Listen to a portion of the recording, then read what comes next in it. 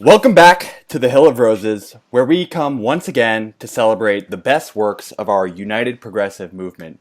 We come once again to have another episode of our Me Plus 3 segment, where we get to hear from a bunch of you in our community on some of the most pressing topics of the day, whether it be the political races or the actual issues themselves.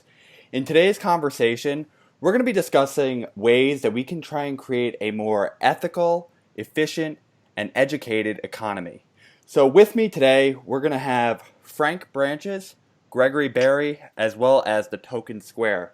So I'm going to just go around the group, and you guys can tell me the name you want the folks out there to know you as, what you do for a living, and where you're from. So Greg, do you want to start us off? Sure, you can call me Greg.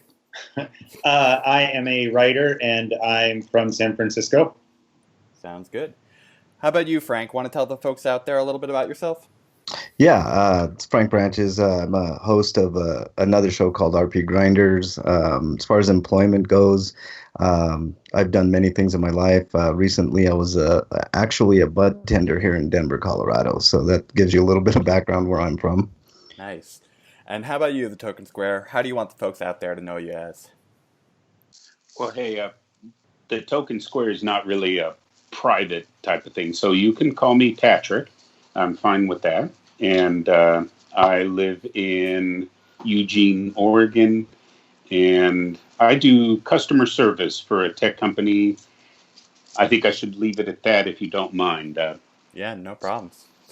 Okay, so as I had discussed, the topic of today is how we can actually try and make our economy more efficient, ethical, and educated. So I'm going to start with you, Greg. Do you believe today's economy is ethical?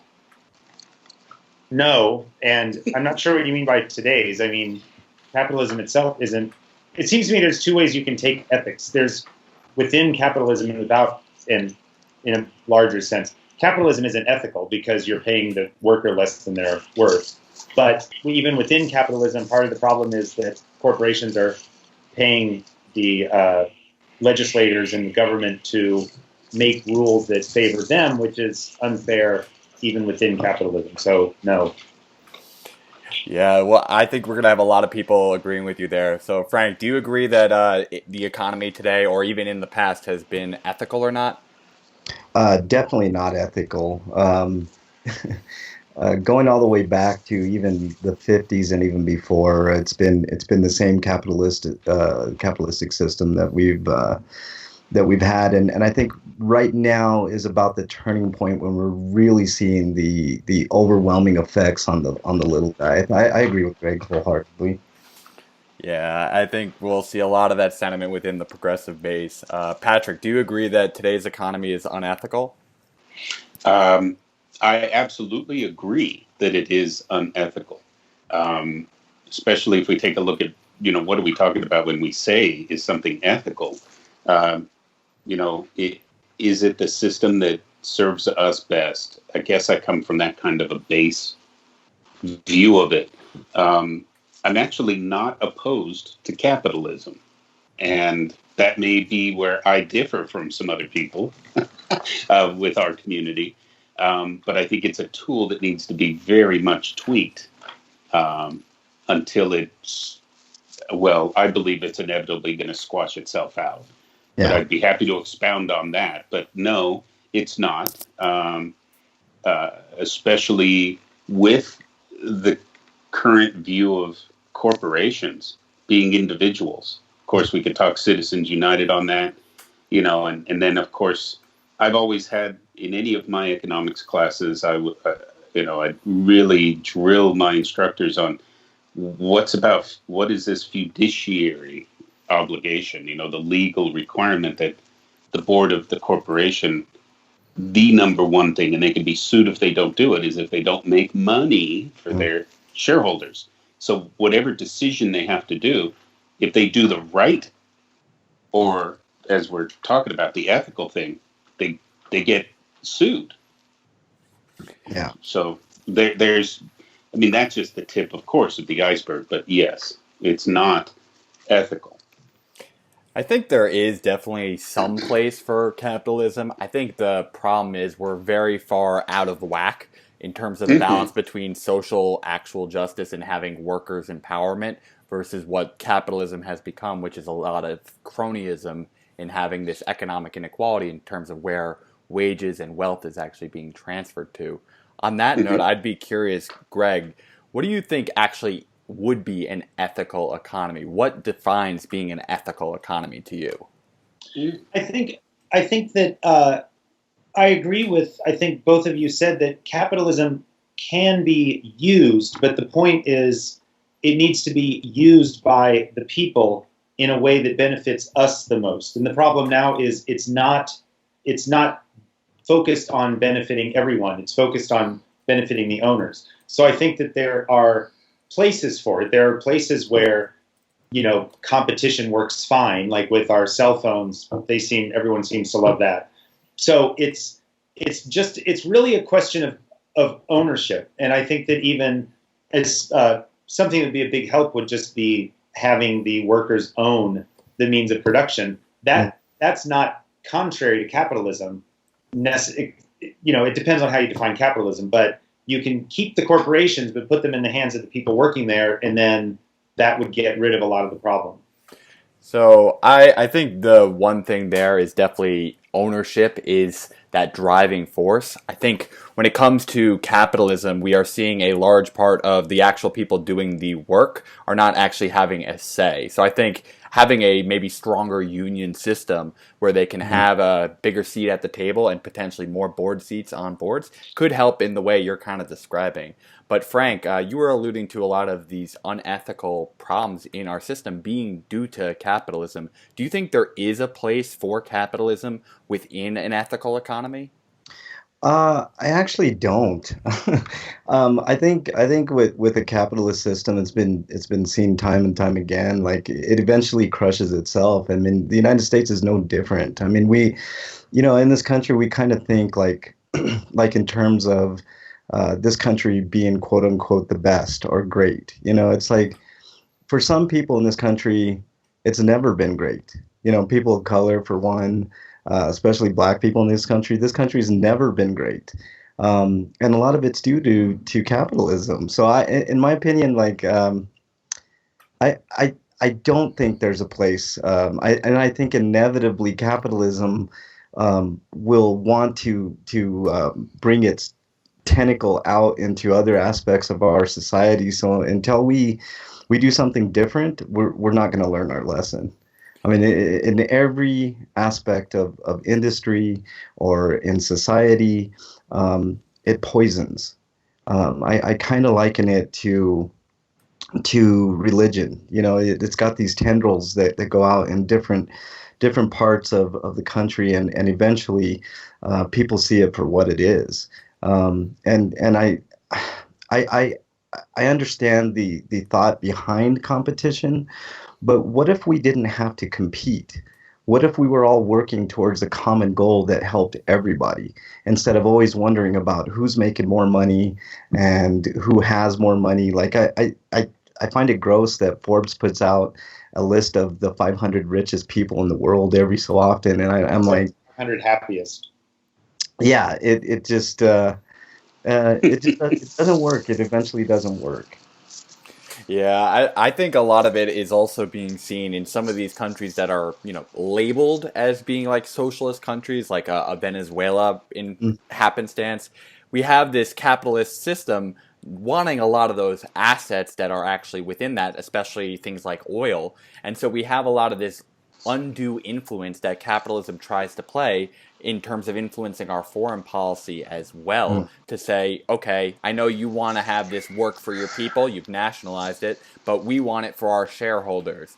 And so I'd be curious, Patrick, as someone who feels like there is this place for balance, how do you think we can actually achieve a balance between socialist good versus capitalist models of markets? So, I apologize, and I really appreciate the invitation here. I almost feel like I'm ready to go on like a 1 hour seminar here. But really, to me, it kind of comes from a rather large historical perspective. We have kind of a modern, facile system. We have I think when you take a look at those lists from Forbes and things about the most, wealthy people, it's really society's internal way of trying to see who are the lords right now. We're all the subjects of some lord somewhere economically, but we don't know who they are. We don't know who to complain to when our needs aren't met. And capitalism itself, was, I think, an answer to that.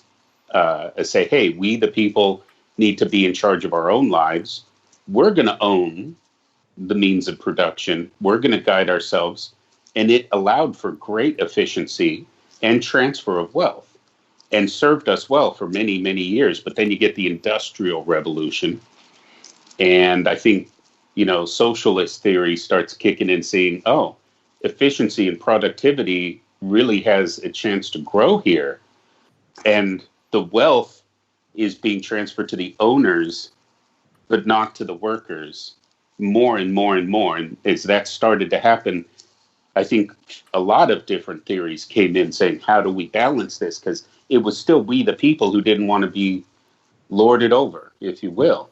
And so, there was attempts to look at this, but I think it's obvious from back then that the growth of productivity was sparking another new social movement.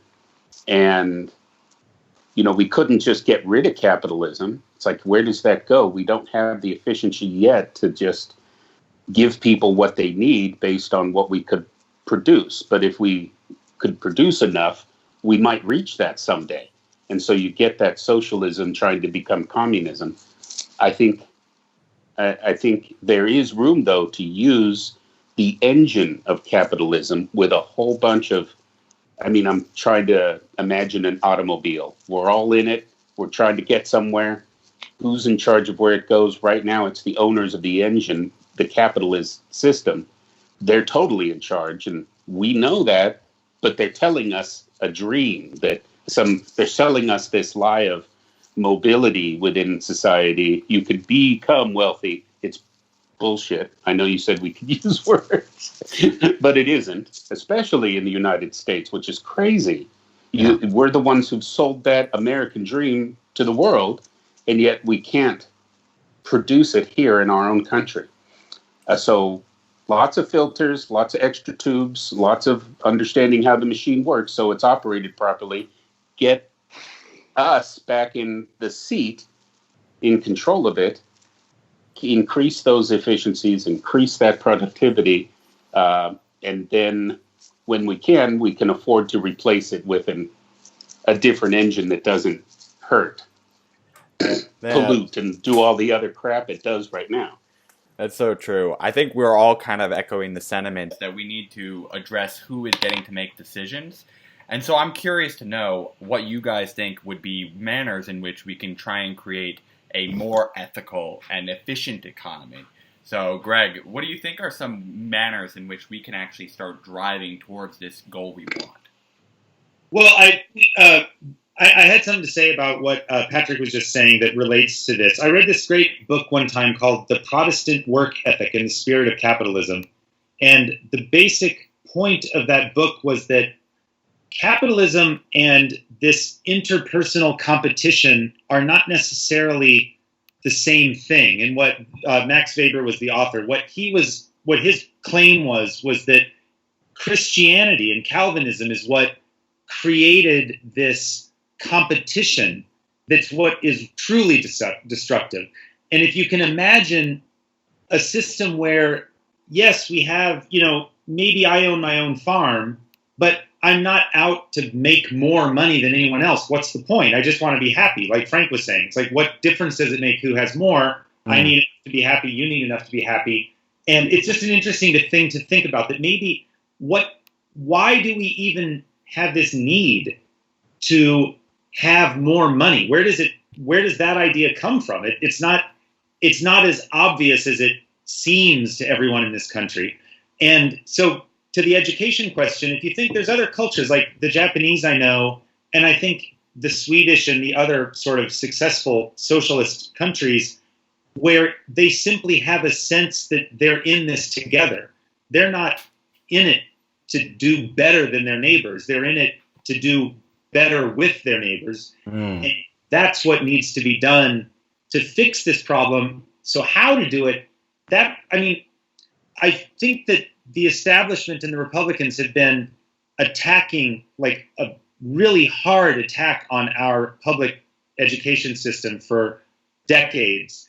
And the purpose is to break it down because it makes us easier to con and easier to control. Yeah. And what's needed is a cultural sort of like underpinning of doing things together that is absolutely antithetical to America. The problem with America is we were based on this idea of don't tread on me and leave me alone and get out of the way. And that is so deeply ingrained in America that I don't know how I don't know if it's possible to get rid of it, but we need to start with kindergartners, sharing rather than competing. And I think that's the bottom line, is that it requires an entirely new way of thinking of what we value in culture is the problem that we have in particular.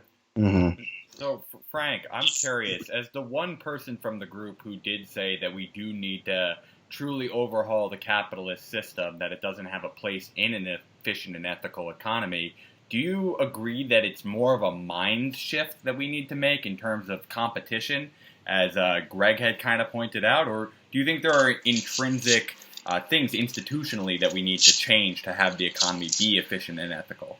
It's actually a combination of both. I think Greg hit on a point that not a lot of people in this country really think about.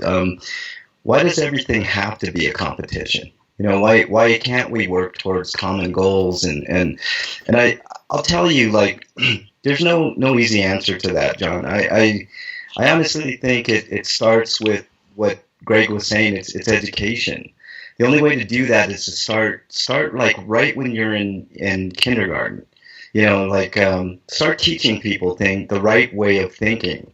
And the right way of thinking is not always, the United States is number one in this and that area.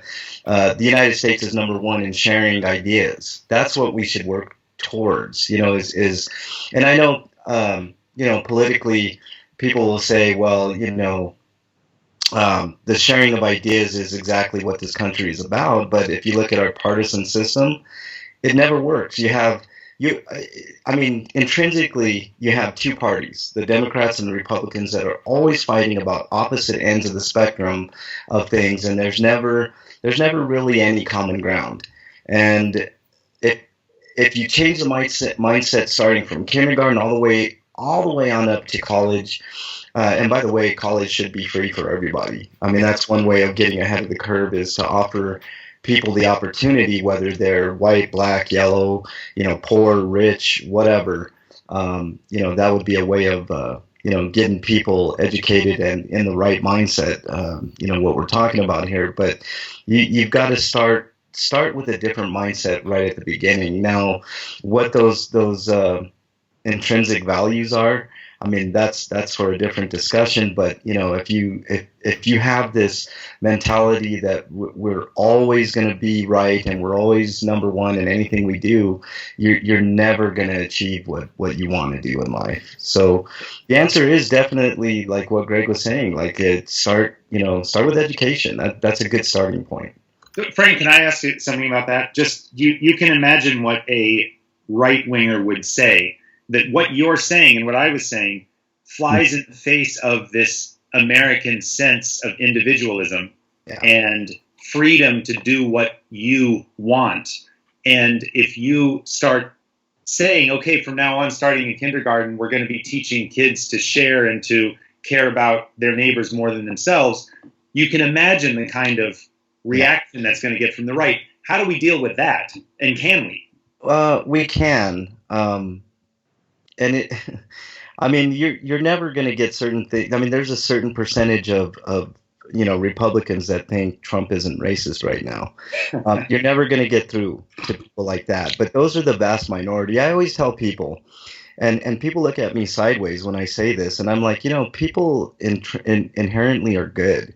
We didn't survive for however many thousands of years that we've been on this planet, because we weren't good by nature. You know, people in general are good. I mean, I know that there's the bad. You know, there's bad people on the left, there's bad people on the right, there's bad people in the middle, but we're not what 8 billion strong because everybody's a bad, piece of crap person, and I mean, we pretty much want to live, and that's how we survive. Is we we make more of ourselves, So I don't inherently think people are bad, and neither do I think corporations are bad, but I definitely don't think that they are people, and that's what's missing is the humanity of all things.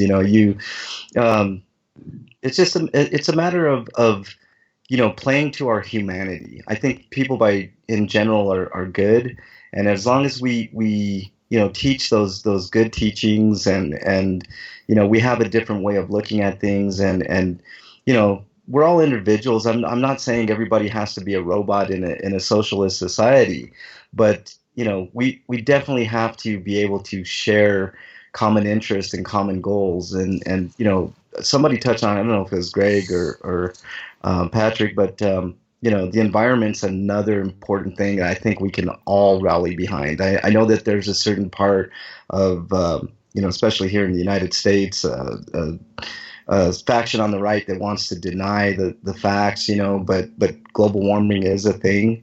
And I think it's a common cause that I think almost everybody can get behind and say, this is a good starting point.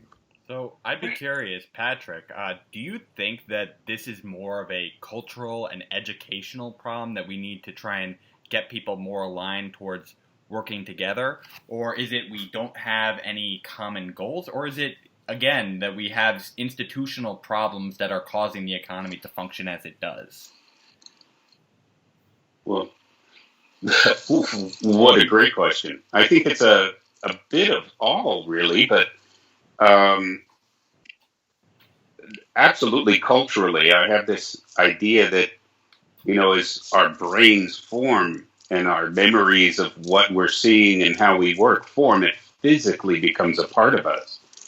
Our culture is around us before we know what to begin to think of it.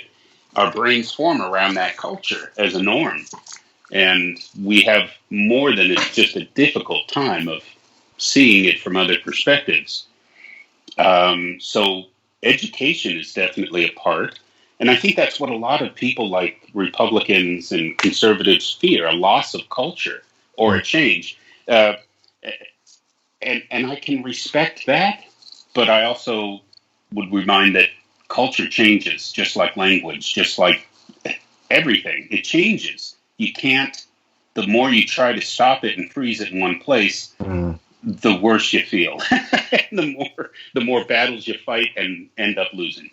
So we got to embrace the reality of religion, culture, and people's values, which may be to us seemingly repugnant, got to figure out where they're coming from. I think definitely education, starting from good quality, affordable or free, childcare, great free education that isn't being impacted by huge classroom sizes and teachers who are strung out, not even getting paid when they're trying to grade because they've run out of the allotted time. They're at home doing all the work, working a second job. Disgusting.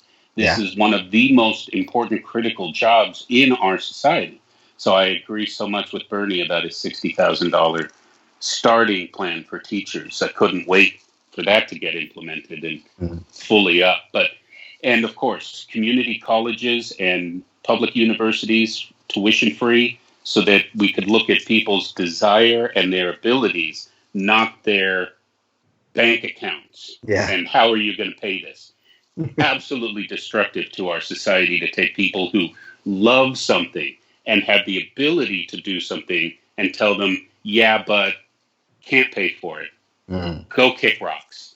Seriously unethical. So definitely foundational things there, but you can't take that culture away so quickly. You gotta recognize it for what it is and talk to it. And for me, it comes down to the philosophy of stuff. To me, it's not me, us. I'll just say that. Not me, us. That's the philosophy of the movement that I saw when Bernie was running. I'm like, that's it. That's the culture I want to be in. That's the culture I want to promote. It's the idea I want to spread. You don't do that by making people angry and calling them retarded Republicans. You do that by saying, we're all here. We're all in the car. I just want democracy in the seat. Thank you. Yeah. John, I think that makes a lot of sense. I think one of the things I'd be curious to know from all three of you is one of the few things that Bernie has embraced compared to almost all of the other candidates is almost accepting who his enemies will be. He has his own anti-endorsements list. And so I'd be kind of curious, like, Greg, do you think it makes sense for us to try to have this type of class warfare system, or is it trying to just promote a cultural transformation across the board? I think those are the same thing. When they say class warfare, they're talking about like 99.9% of us against 400 people. That's not really that's not really warfare. That's just that we are the culture. There is no culture of the 400. That doesn't really make sense. Mm-hmm. But I wanted to say that I completely agree with what Frank is saying about how I agree that everybody is good. And I think that everybody is doing what they think is best at all times. I think that the conversation we need to have is a little different because the problem is we're kind of easy to hack or easy to manipulate. And the people that are controlling everything, the ones that are in control of the media and the message and the educational dollars and everything else, they know how to feed on that, and specifically they keep people afraid. Like that's why there's so much racism in the right now, is because they're being told that these people are taking away their jobs, even though no one's ever experienced any kind of a negative situation with any immigrant ever. Still, everyone knows that they're taking away all our jobs, and we're just really easy to lead. And so I think that I totally agree that we're all good. But I think what I want to respond to with what you and what Frank and Patrick are saying is that I don't think that the issue here is about talking to like Republicans and getting them. I mean, in a way it is. We have to get them to see that we're all on the same side. But the problem we have with that is that there are people running the country who don't want what we want. So that's why Bernie is never on TV. No one has any idea what he's doing. And my mother, who is sort of middle of the road liberal, she just the last time we were talking, she said, "Oh, but I'm worried that Medicare for All is going to destroy Medicare." Like, what are you talking about? But I know she got it from MSNBC or CNN. So, yeah. So I'm just kind of curious, like, Frank, do you think there is a scarcity mindset that is being promoted through our media currently? Yeah, there's no question about that. Greg hit on it. I think actually a lot of that has to do with money in politics. I honestly think that money in politics is probably the issue that could help with almost all of this. If there was no money, period, going into people's campaigns, no big donors. Like if they would cap the money that politicians could get, then people could actually serve the people. This is why I think Bernie resonates with everybody. I mean, I think Bernie is actually the center. You know what I mean? I think we can go way further left on a lot of issues. And you might put Warren just to the right of Bernie and, whoever else, Tulsi Gabbard or a plethora of other candidates that are on the Democratic side. But if we could magically, with the snap of our fingers, just automatically take all the money out of politics and make everything an equal playing field, and everybody could donate, let's say, $27 or $100, whatever you want to cap it at, I think that would alleviate a lot of the problems, because then people wouldn't be working for corporations or big donors. They'd be working for the people. And then we can get things passed like $15 minimum wage, and we could work on climate change, and all the other issues that are pressing here, education, all that type of stuff, all that stuff goes out the window. And as far as like MSNBC and CNN, all that money that's coming in, those people definitely steer the conversation towards the corporate wing of politics. So to answer your question fully and honestly, it's all about the Benjamins. I think you're kind of spot on there in terms of like the first step being we have to get money out of politics. I think a lot of this has to do with the fact that we're kind of breaking down barriers of trust now that we've all become kind of elevated in our mindsets of understanding who our politicians are currently working for, who our media organizations are trying to promote. And so it's caused a lot of this individualism where people say, you know who I trust? I trust myself, I trust my family, but all these other people, they can try and get their own. And so I'd be kind of curious, Patrick, do you think that the way we can actually reform our economy starts with our political system, or does it come from more of an external source? Ooh. Give me an example of an external source. I mean, we can have, like, protests of specific businesses when they're doing bad practices. Like, Bernie always joins in to join with protest group for higher wages or better benefits or unions. Yeah. Or does it come from our actual political institution? Both. I wish I could say it. So we're really talking about who's in the seat controlling the car, yeah? Yeah. Right now, oligarch. And we don't know always exactly who they are, and we certainly don't know with any clarity what they want and where they're driving. It always just seems like as long as they're in their walled-off areas doing what they like, they're fine. So institutionally, oh my gosh, yeah, we need huge reform and regulation within the institutions that control our economy, and it needs to be walled off very clearly against regulatory capture. When you have these corporations and super big money interests literally putting their own people with, buying the spots on these committees with their own people, writing the laws in their own hands with their own pens and just having it stamped off with the other people who are bought off in Congress. We've got institutional problems to the core, for certain. But we also have to look at the other methods as well. Protest, my gosh, sure. I mean, what is democracy? It isn't. I mean, if we're really going to be real here, it's not a spectator sport, ever, and it shouldn't be. And that might be something right there. It'd be like if we're going to talk about creating classroom curriculum from the beginning, it's like, okay, class, instead of me telling you today what we're going to do, here's the game plan. Here's 4 options. What do you guys want to do? And start getting that. Hey, the whole group has some need to participate, and if you don't participate, you lose out in setting the group's priorities. Can I jump in for just a second? Wish someone would. I'll talk forever. I watched an interesting video in Hong Kong with people protesting. I don't exactly know what the specific protest was, but if we had even one protest, let's say the topic was kids in camps, the concentration camps that are going on the border. If we had one protest of that scale, shit would change.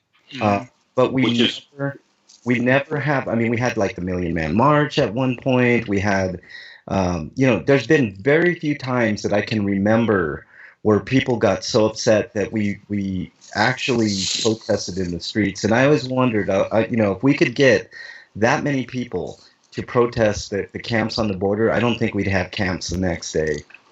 I couldn't agree with you more, Greg, honestly. I'm thinking, forgive me for interjecting here. I know I was kind of taken over before, but that's exactly right. If we had as many millions of people, more than 10% of the population on any one given day step outside their doors and demand, at their local city halls that we not put kids in concentration camps, I definitely think something would be done. That's where I get hope that the oligarchy hasn't, totally taken over yet. I know that to be a truth, but we've got a culture, if we're talking about it, of, hey, as long as I have my internet and my cell phone and food on my table and my kids seem to be safe going out to school and they come home and statistically we're still all good. If I've got that impression, it's fine. We don't have that not me, us mentality. We have it's us, not them mentality. We see ourselves in groups, but much smaller groups than we should on a national scale. Frank, this is Greg. I wanted to say that one problem that I have is about, just a very quick point about money in politics, that it's not just the donations to the campaigns. They're way slicker than that. 2 examples. Claire McCaskill, a giant Democrat establishment loser, is now on MSNBC. Yeah. They promise her that job when she's working. So she knows you don't even have to win. You keep doing what we want you to do and you'll have a nice job when you get out. Yeah, Joe Lieberman's wife was like on the boards of all these pharmaceutical companies, and he's the vote that destroyed the public option. Yep. So there's all sorts of ways that they give money to these people. You don't become rich as a senator from campaign donations. Yeah, absolutely. There's other stuff that no one ever even talks. I don't personally understand quite how it works, but you can see it working. Yeah, no, I agree with you, Greg. The only thing that I would say, like when a pharmaceutical industry hands you a check for $20,000 or however much obscene money that I think Cory Booker was number one on that list with $6.4 million in contributions. There is no way in hell that will not influence your vote. You know what I'm saying? So that's of course, I'm not denying that. Yeah. So I'm kind of curious for you all to let me know on what you think is the industries that we need more actual democratic action of people not being complacent on. We've mentioned the pharmaceutical industries here, but there are so many others.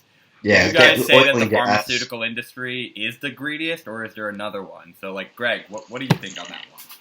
Well, I'm sorry, but I wanted to. Could I first, before I answer that, respond to the other thing that Patrick was saying, which relates to this also or it was, I guess, the question about how do we get people involved. And I wonder if everyone sees this the same way that I do. To me, the problem isn't the Republicans. They exist. They are what they are. They've been here for 200 years.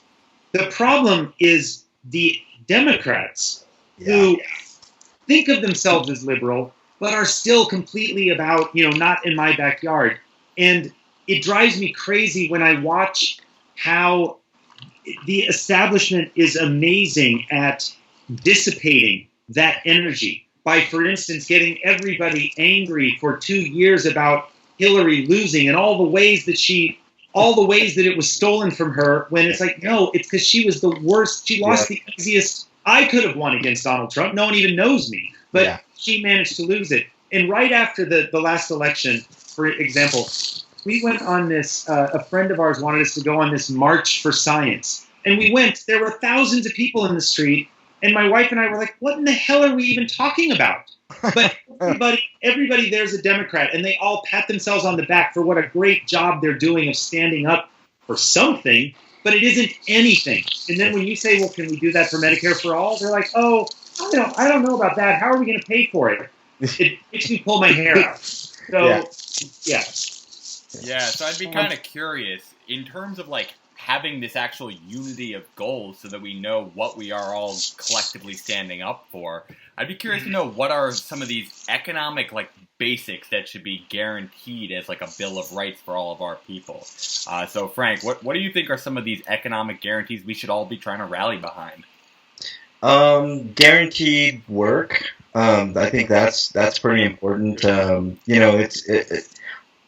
I think Medicare for all actually is a good idea in more ways than one. I think that the thing that people overlook the most is the fact that when you lose your job, you also lose your health care. If people aren't beholden to where they work, they would be happier because then they could just quit and still have health care and move to a different job and not always constantly worry. Also, economically, since we're talking economics, I've seen several people, I mean, these are, obviously anecdotal, but on Twitter, people were saying, how are you going to pay for it? How are you going to pay for it? And I've seen case after case saying, if you're not paying your premiums, the private health insurance is a whole other industry that I think is also all about greed. If we're talking about greed in other industries, fossil fuels, but specifically to this cause, if you're not paying thousands in premiums, and your prescriptions are capped at I think the latest Bernie number was like 200 a year. You're not going to have to worry about your health. When you're not worried about your health, you're a lot happier, and you can seek out work and not have to worry about one less thing that most people in the civilized modern world don't have to worry. If you go to Canada, you look at their system. I'm not saying it's perfect, but your healthcare isn't tied to employment. So if you're free to go about and do your thing, that's one less thing that corporations have over your head that makes people happy. You know what I'm saying? Yeah, I think it's like the freedom to know that you can do work to actually contribute to society so that you are a valued member of society, but also freedom to be able to escape an abusive situation if it does occur through common sense action and solutions, like, as you mentioned, with Medicare for All.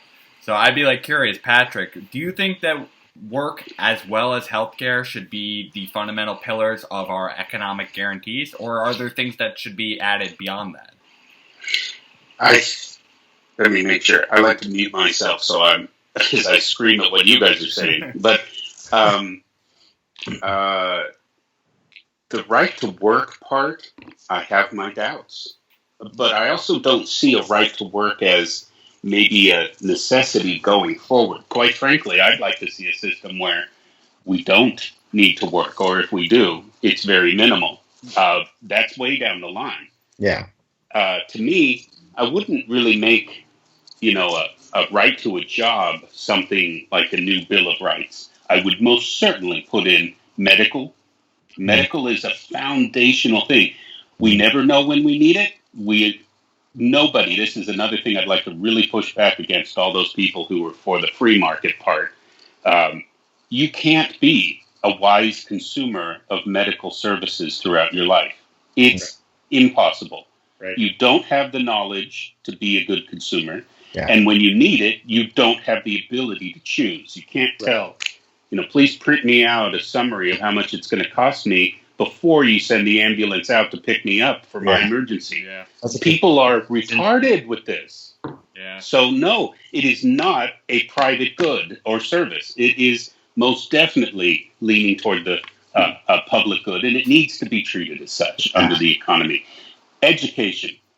If we give a damn about our nation's economy, we know, and everybody knows, we need to have an educated workforce who are performing at the top of their capability, not their economic limits. Yeah. Okay? And so those two things go a big, long way. I would throw in a safe, affordable, accessible shelter.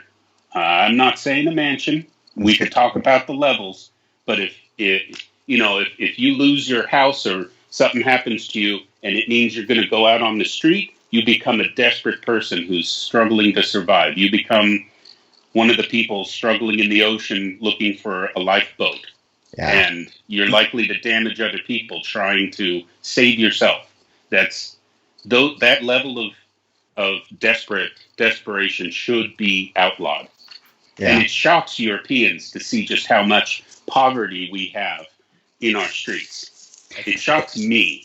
Yeah. So those three things, I think, are definitely there. I tend to agree with you, Patrick. I think one of the things when it comes to healthcare is people have to understand this concept of price inequality and price inelasticity. So when you have a good that is simply going to be demanded regardless of its price level, take people who need insulin, they are not going to be able to do without it, otherwise they die. They're going to pay whatever it's going to cost. Yeah. And so taking that burden off of people's back where they can be price gouged out of life is something that we all need to take into serious consideration when it comes to balancing capitalism and socialism. We should be socially agreeing that we should not have price be a burden to live.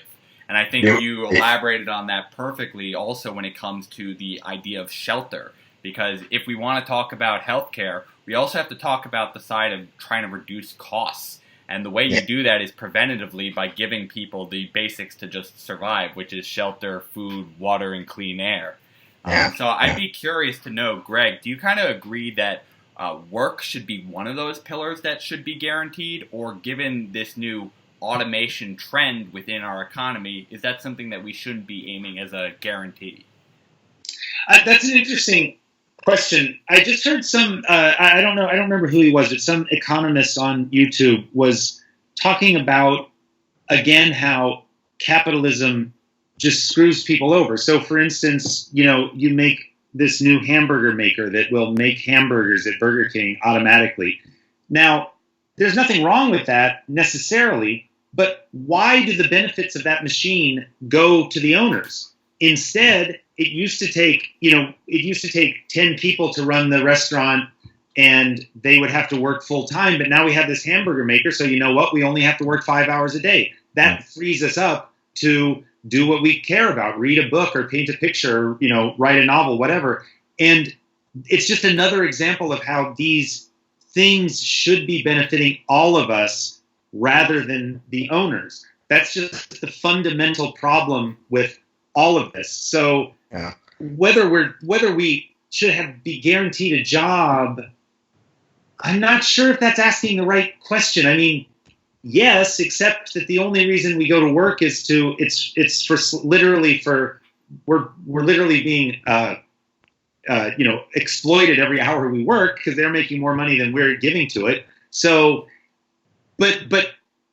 or should we be really radical and say it should be a job that is what you want to do? I want to write the next symphony or whatever. Or I really enjoy carpentry, but I can't find a job there, but this will allow me to do that. So I don't really have an answer for that. I do believe that's part of the reason why we have 85% of people saying that they hate the job that they're currently doing is because they feel like it's simply a necessity to have a job and that it's commonplace for the only way to put bread on the table, essentially. So I'd be kind of curious, Frank, being the person who brought up work being a guarantee is something that should be in our Economic Bill of Rights. What do you think about this idea of automation eliminating the need for work to be a guarantee? I understand what everybody's saying, and I mean, I'm not totally against automation. Like, I find it endlessly fascinating to know that within probably 20 years we're going to have, like, I think they estimated half of the cars that you see on the road aren't even going to have a driver. I think it was Greg, you made a really good point about the amount of work that we put in and the amount that we get back. I mean, I'm okay with automation as long as, we're paid properly. I don't know if guaranteed jobs are the absolute answer. Maybe Andrew Yang's UBI is part of the answer, but everything I've read about UBI, they're not going to give us $1,000 a month and not take away other benefits like Social Security and disability benefits and whatnot. So, to be honest, I don't know the answer on this, but I think it was Michael Moore that did, and I'm not a huge Michael Moore fan, so don't take this with a grain of salt, but he did an interesting documentary where he went overseas and the people over there were working way less hours, making way more money. They had more time with their families. I think their lunch hours were, I think he was in Italy, and their lunch hours were like 2 hours. So that way they could drive to their home, make a home cooked meal, spend time with their family, and then come back to work. I think solutions like that are. Yes. Go ahead. Yeah. I was talking. Oh no, that's okay. So I think solutions like that are, they should be on the horizon. I mean, I know that there are other places that are even worse shape than the United States when it comes to the amount of hours. I know Japan. I do a podcast specifically about Japanese role-playing games and video games, And I know over there, like they're working 80, 100, 120 hours a week. I'm like, how is that even possible? You know, how do people even have time? And we did do a story on Japan and how, you know, they're having trouble with even dating. They can't even date because they spend so much time at the office. And I think a lot of that, you know, trickles, not to use this term the way that most people use it, but it trickles down into other parts of the world. And I mean, what are we going to do? Are we going to work 120 hours like some people in this country do just to make ends meet? Like I can't even fathom working more than 40 to 60 hours in a work week. I know that there are some people that are really good hard workers, but at some point burnout becomes like a huge issue. So, you know, Can I respond to that? I just want to say one thing that what you're saying reminds. I love the way you're talking about this because you're just talking about it from just a human common sense point of view. Like, why does anyone want to work over 40 hours a week? And something that drives me crazy is like when you get involved, when you get to talking to some like Republican pro-capitalism guy, their whole mindset is about what's best for these other people, the owners, and like, oh, but, you know, competition. What about competition? And everybody has the right. If you don't like working that hard, get another job and all this stuff. It's like the way you're talking about it, Frank, is so obvious. It's just weird how people in this country can't even talk about it in that way. Yeah. They're so conditioned to be like, no, that's lazy. I don't even know what you're saying right now. Yeah. It's like when people talk about Mexicans in this country, the old trope, oh, he's a Mexican, he's lazy. I mean, it's that whole trope, Mexicans are lazy, but in reality, like when you look at the infrastructure, I mean, infrastructure has been coming up a lot. A lot of the infrastructure that's been built around this country has been built, mainly of crews of Mexican people that have immigrated to this country. So I never really understood the laziness argument at all. Anybody that's working 40 hours a week, regardless of what they're doing, if they're in fast food, if they're a greeter at Walmart, they're working their asses off. So I just never understood. It's total bullshit. The hardest working people in the country are the immigrants from the South.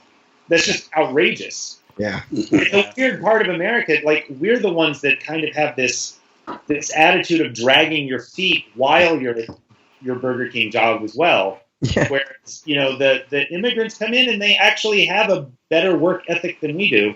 Yeah. A lot of times. Yeah. I think we all really agree on that. If we're going to be generalizing or stereotyping anything, the reality of it should be they are amongst the very hardest working group of people here. Yeah. I've seen it by example. We know it in our hearts. We all, I think, agree on this.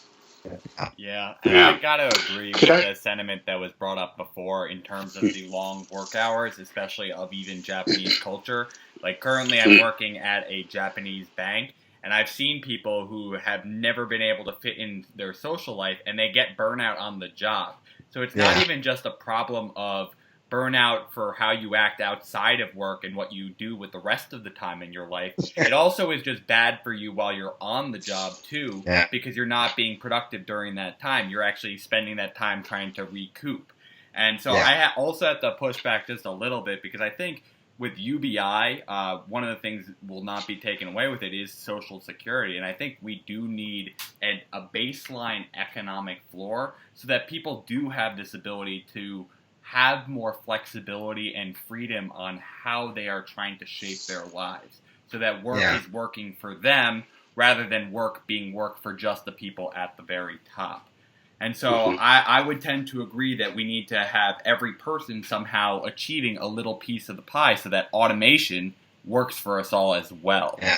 So I'd be curious. We're all kind of saying these same things within our circle. We need to make work for us. So how do we actually try and prepare our future generations to come into this economy so that it can be shifted in that direction? So what do you think, Greg? What do you think is the way we try and prepare our future generations for that economy we're trying to drive towards?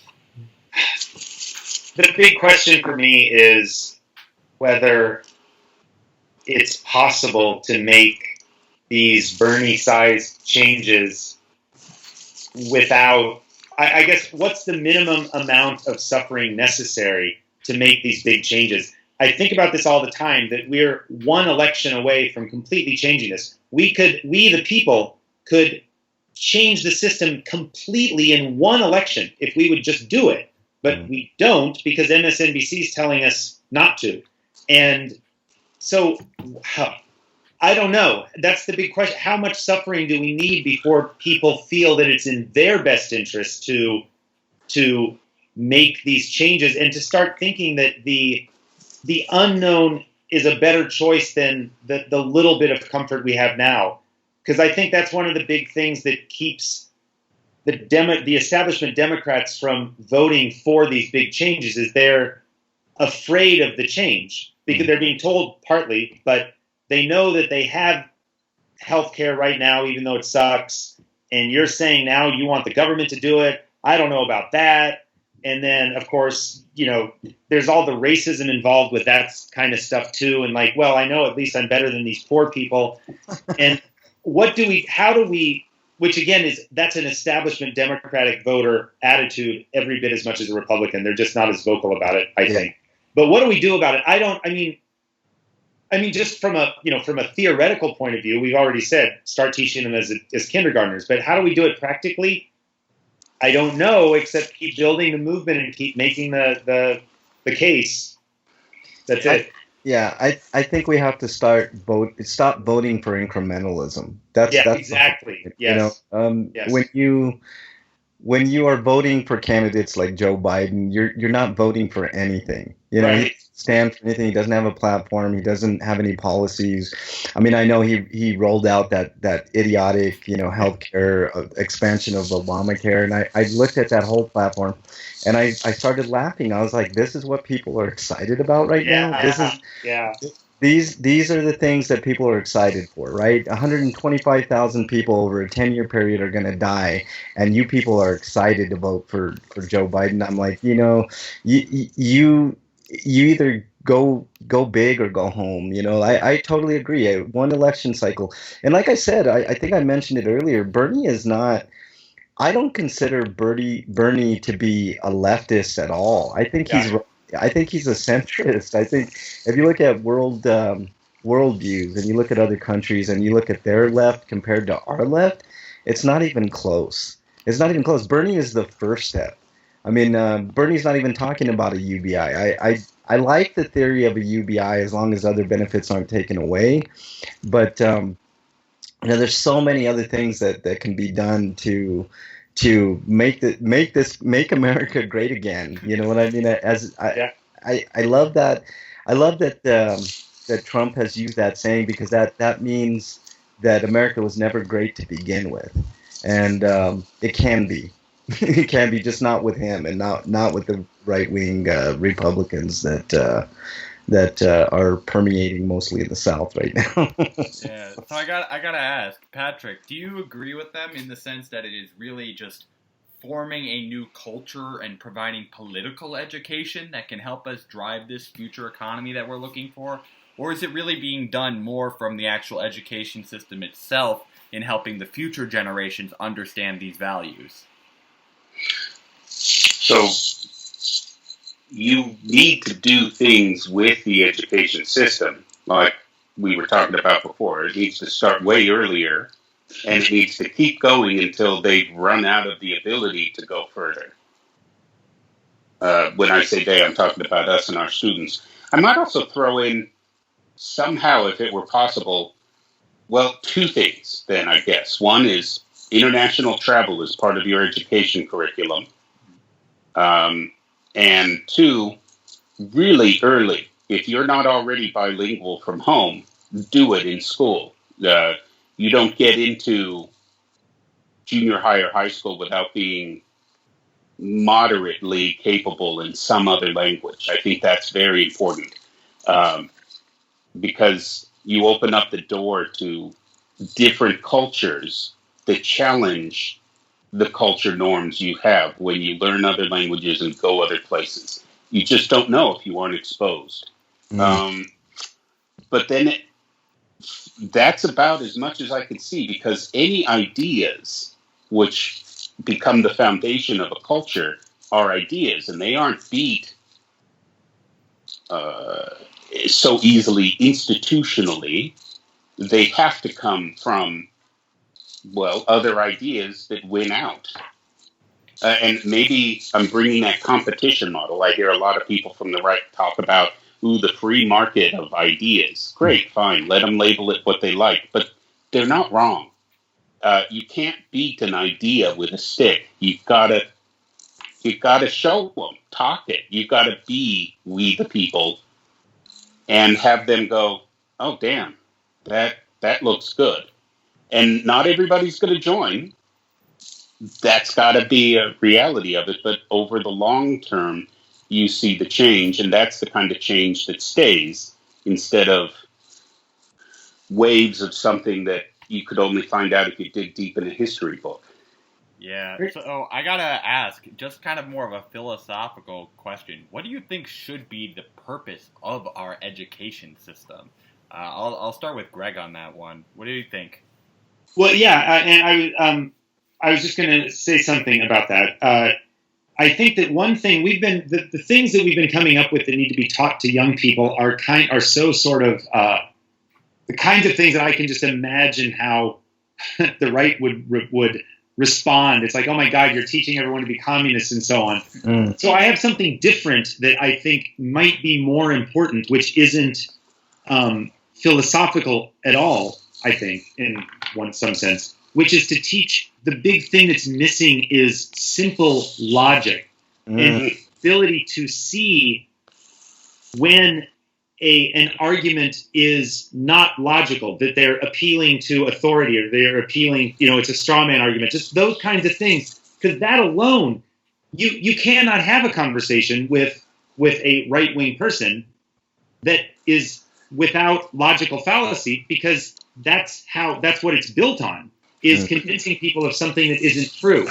And one of the big problems with the education system today is that that's one of the things that's gone away, along with mathematics and science, is logical just analysis. And going along with that is ethics, which I think you can also make an argument in another way that is not so socialist, but you cannot make decisions that you cannot take actions that harm other people for your own benefit. It's unethical. And those two things grilled into everybody would do a lot to get rid of the problems that we have. Or the susceptibility to propaganda, which is what we're all talking about.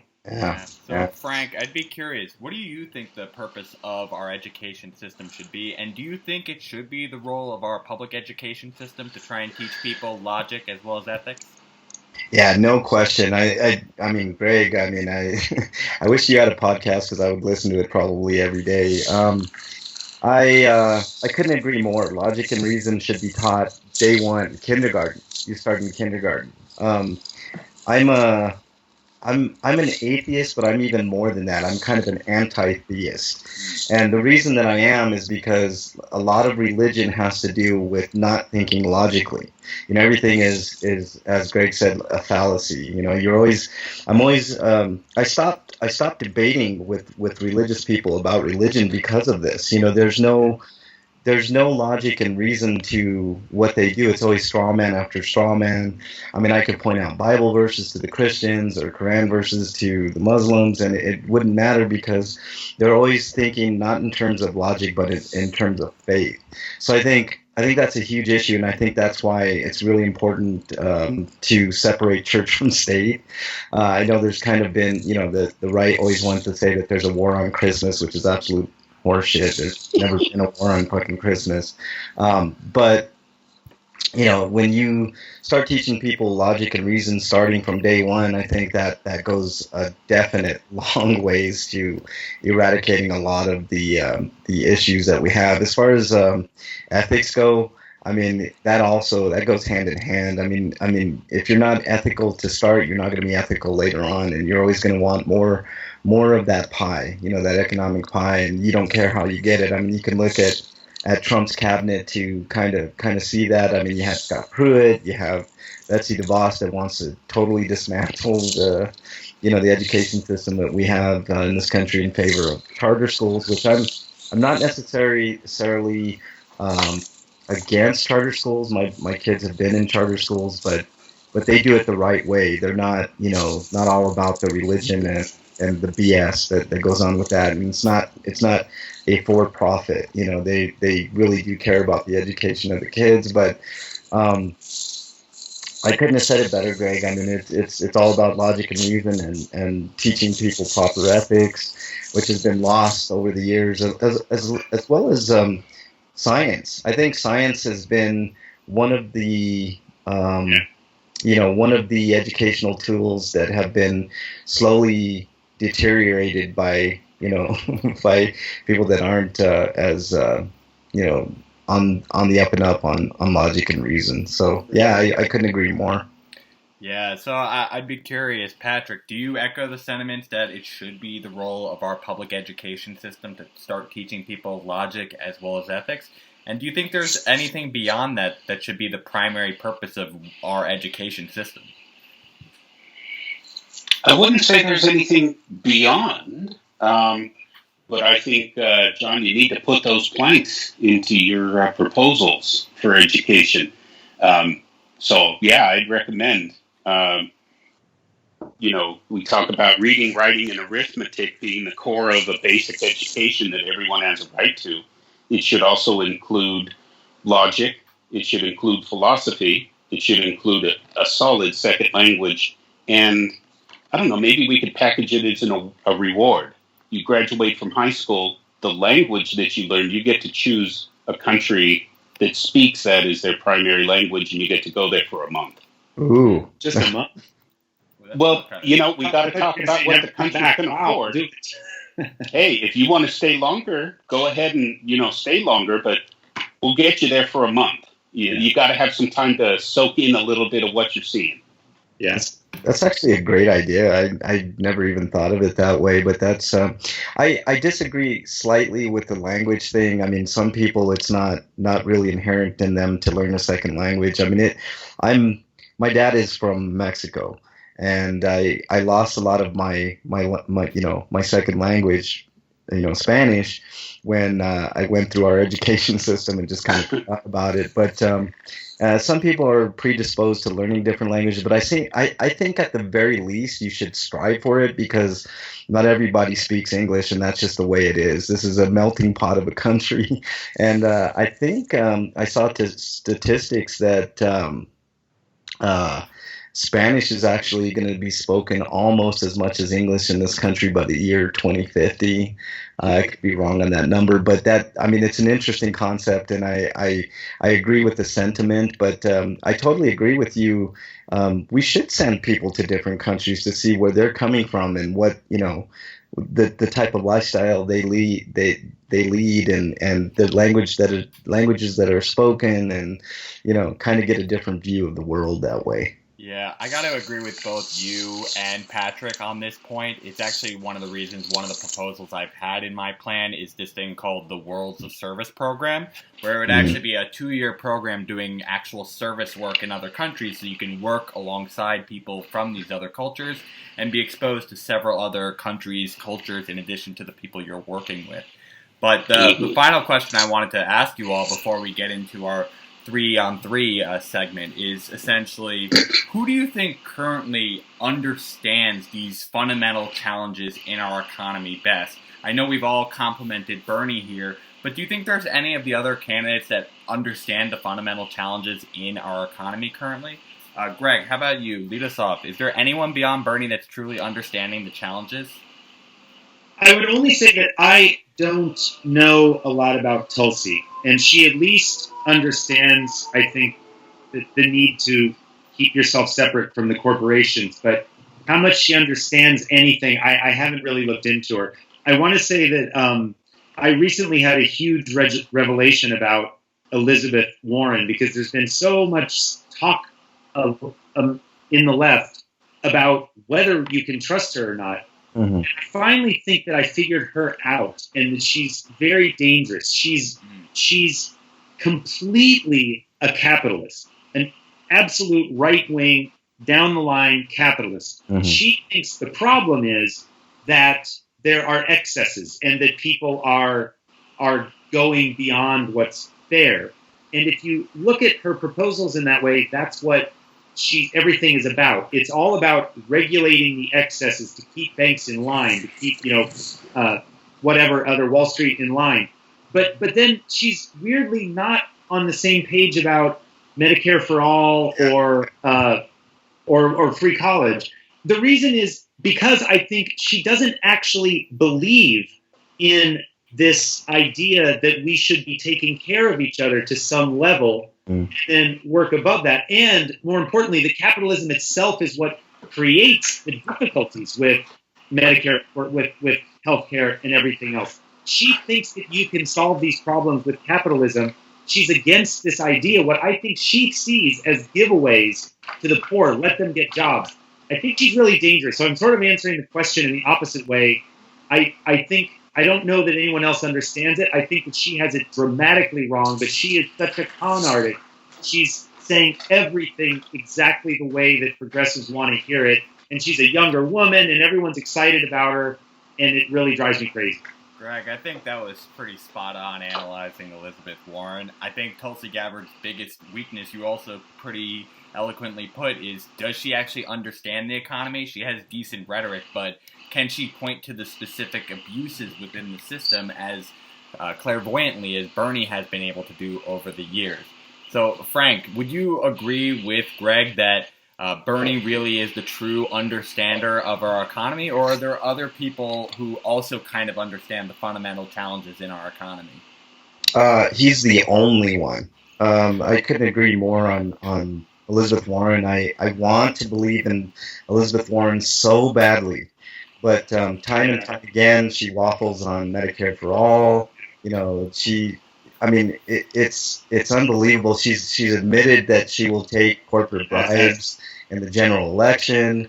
I mean, this is somebody that you just absolutely cannot trust. Plus the fact, people were talking about electability.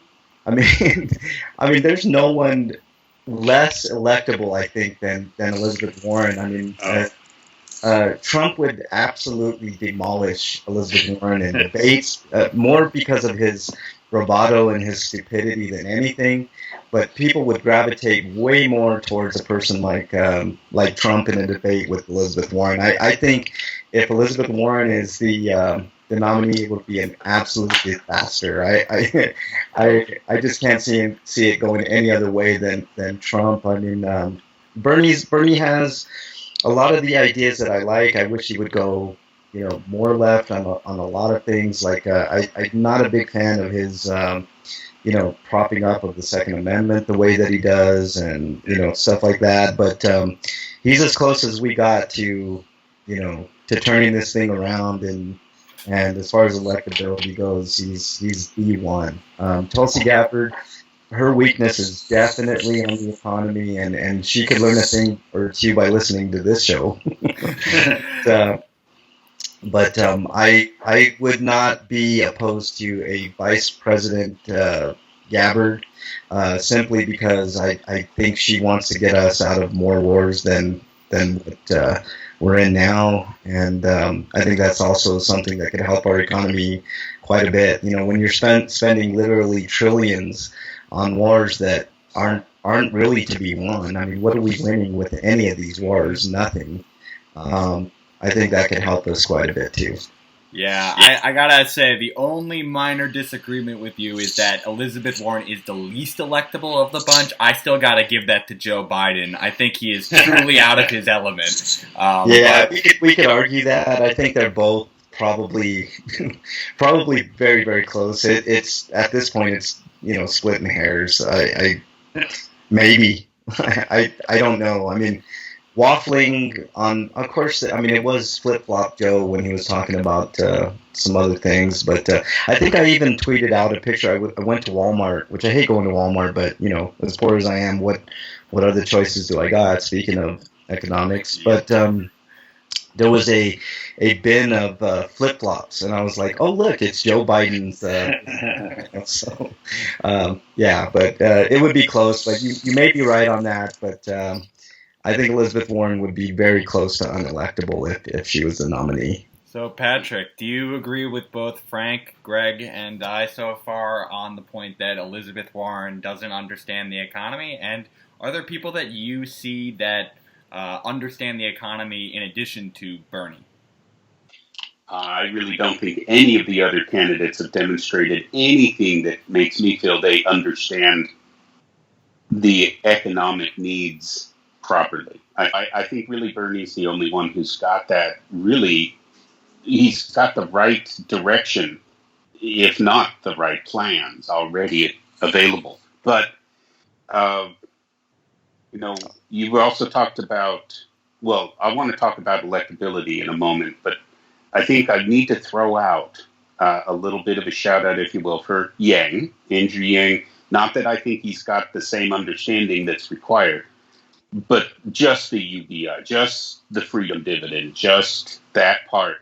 I think that his specific plan has a lot of work that needs to be done, but a little bit of disclosure from my past lives as a Republican and then later a libertarian. It was actually Scott Santens. He's on Twitter, who really pushed me in an opening of my mind to all the different kind of scopes with his.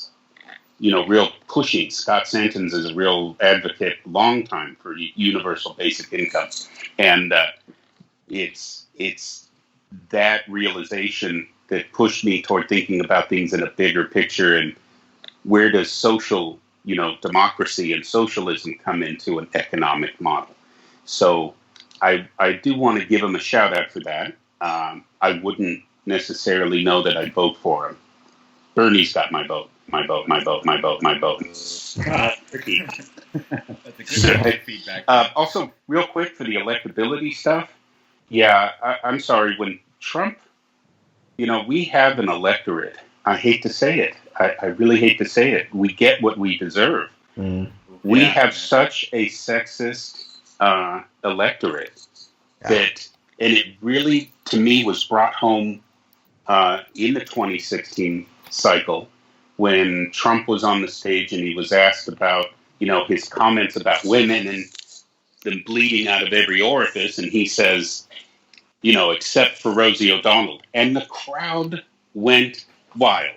Yeah. I was ashamed to be an American. Yeah.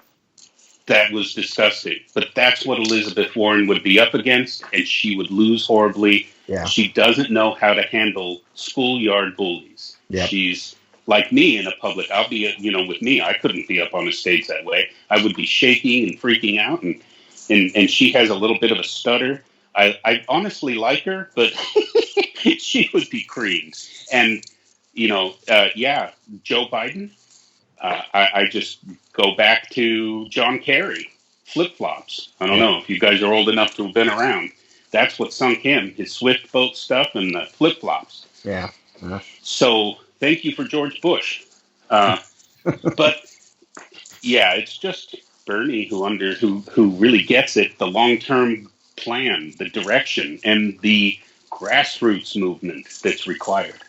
Yeah, and I got to agree with you on your point that you brought up in terms of Andrew Yang having some level of understanding of the economy. I'd say of all candidates, he truly understands automation the best.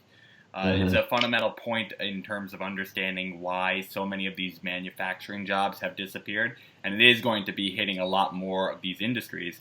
I should know this. I work for a company that mainly helps people automate away jobs.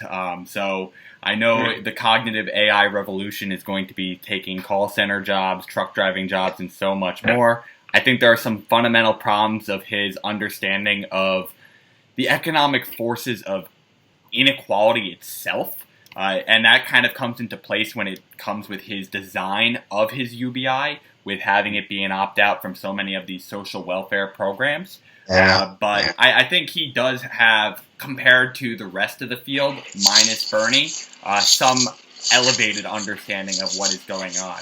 And so the final question I'd like to ask before we get into the 3-on-3 segment is, what do you think is something that Bernie Sanders should be considering to add to his platform? So, Greg, what do you think is something that Bernie should try and consider adding? I'm glad you asked that. I've been waiting to say this. The problem that I have with Bernie is I don't feel he talks enough about how the system is owned and run by corporations and how the candidates are owned and run by corporations. 22 out of the 24 people up on stage are owned by the corporations. There isn't even anything for us to be talking about, because there's only 2 of them that are even up there in order to ask for our vote so that they can do for us what they think is best. 22 of them aren't. And he doesn't talk about that. And I know whenever I say that on Twitter, people always attack me and say, oh, he mentions it all the time. He mentions it in this weird way, like he's not making the issue out of it that he needs to. Because whenever there's even like a list of what issues do you think should be talked about at the next debate or whatever, it's always like maybe down number 4, money and politics. And even that's kind of a vague way of saying it. It needs to be front and center. You cannot listen to anything that Elizabeth Warren says, because she has promised to take money from Wall Street if she gets the nomination. You cannot listen to Kamala Harris. You cannot listen to Cory Booker. Nothing else matters. Nothing out of their mouths is honest, because they're not working for you. That's what he needs to work on and doesn't. Yeah. Amen, brother. Amen. So what do you think, Frank? Is it really he just needs to be even more blunt with his call out of money in politics, or is there another issue that Bernie can do better on? If he added the UBI to his platform, I wouldn't be opposed to that at all. I mean, I think everybody that we're talking to now could use an extra $1,000 a month, to just help. I mean, I'm definitely part of the 99%. I have hardly money for anything, so $1,000 to me would be, not a huge boon. I wouldn't be eating steaks every night, but it'd be helpful. It'd be helpful in helping with offset rent costs and other things, so I could concentrate on maybe having a little bit of fun every once in a while. But I think, to Greg's point, I think he needs to take the gloves off more. I think he's too nice to his peers. He wants to appear, as the nice guy to his peers. But I in this next debate, I want to see him destroy Warren. I want him to just take her to task for some of the things that we talked about here. Like I like the way that Warren is against banks. She created the CFPB, all this stuff, and that's all well and dandy. But I want to see him call her out for the money she's taken from Wall Street and other industries. I don't know. I don't have the numbers right in front of me, but I know she takes quite a bit of donor money. But she's admitted, as Greg alluded to, that she would take money from Wall Street in the general. That's unacceptable to me, and that's why I firmly would not even consider voting for her if she got the nomination. It's like you're more of the same. You're in a prettier package. You talk a good game, but you're bought and paid for. I don't want to hear it. I agree. I don't want to hear anybody that is bought and paid for by Wall Street, by anybody. By individual donors, I don't want to hear it. So to answer your question, UBI, take off the gloves and destroy anybody who gets in your way, especially Hickenlooper. He used to be the governor in Colorado, and he was all about fracking and destroying people's lives in that way. So I wish he would call people out like that for what they are, so they could just drop out and we could get on with the top 4 or 5 candidates, which happen to be, I think, Warren, Biden, Bernie, who am I missing? Kamala Harris, and Buttigieg, who's an absolute joke as well. So yeah, John, a little bit there. I want to say that in addition to that, I'm just agreeing with myself. But specifically, the thing is, what's amazing about Bernie is that he is introducing all of these issues into the public discourse. All of America's talking about Medicare for all, whether they're for it or against it. Everyone's talking about free college. That's completely insane. He has the ability to talk about the effects of money in politics. And that's why it really frustrates me that he's not doing it, because it's not just in order to knock down the other candidates. He has the ability to get people thinking in that way, and he's not doing it. I think it's a huge opportunity loss. Yeah, I gotta say, that's probably the better method of using the conversation of getting money out of politics, is really uniting that force of the not me, us, getting millions of people demanding that it be something that is taken out of our system. But to Frank's point, I gotta disagree on the sense that Bernie will take off the gloves, especially against Warren. He's always, of the whole field, called Warren like one of his best friends. So I really think we're going to be left lacking on that front. I think it would be great if he does take off the gloves to literally bluntly call out both John Hickenlooper and John Delaney to just drop out, that no one wants their message. That would be just great to call them out and say, you specifically drop out right now. Yeah, I agree. I couldn't agree more. Yeah, you're going to get no argument from me there, for sure. Yeah, and then I also got to agree with you. I've been advocating for a long time the things that Bernie needed to add to his platform was he already did the adding of the full student loan forgiveness plan. So that was the first thing that I advocated for him to push. The second thing I wanted him to push was for a UBI. And I think that is going to be a big determining factor of destroying Andrew Yang. If he adds one, Andrew Yang's gone from the field. We'll be honest. And although he's small right now, every 3% matters. So I think that could be a big deal. But Patrick, what do you think? What's something that Bernie Sanders could do just a little bit better? Oh, so it's not about a specific policy? It's about what he could do better? Well, a policy would be great for us to add, but any area where he could do better. Yeah, with clear distinction between Andrew Yang's freedom dividend and an actual UBI, Universal Basic Income System. I mean, the amounts, how frequently, right? There's a lot more, I think, to be talked about, especially these trade-offs. If you opt in, then, the amount you get for other benefits are counted against it, and you're brought up to 1,000 or something. I don't know how that works, but I would love to see a universal basic income become part of this platform. I don't think American general public is quite yet ready, and it may be distracting and may actually detract if he doesn't do it right. And so I'm not calling on him to put one there now, but it's certainly something I think we're going to need to be talking about pretty soon. And he does have the bully pulpit in a really amazing way. I love it. And that's his best success. And that's because of us, our revolution, us. Now, I know there was something else you guys are talking about. I was like, ooh, but no, that's what I think, honestly. UBI would be really great there. And no, I don't expect him to take off his gloves. He's a gentleman. He's a statesman. And it's going to be part of our job. I kind of almost think, I wish there was a way. I know that, have you guys have probably heard of Represent Us? Yep. Yeah. And I think anyone, generally interested in politics and these kind of things enough to listen to, who, where they might actually end up listening to us right now, probably also know about it. But it's nonpartisan. So it can't really endorse or not endorse per se, as far as I understand.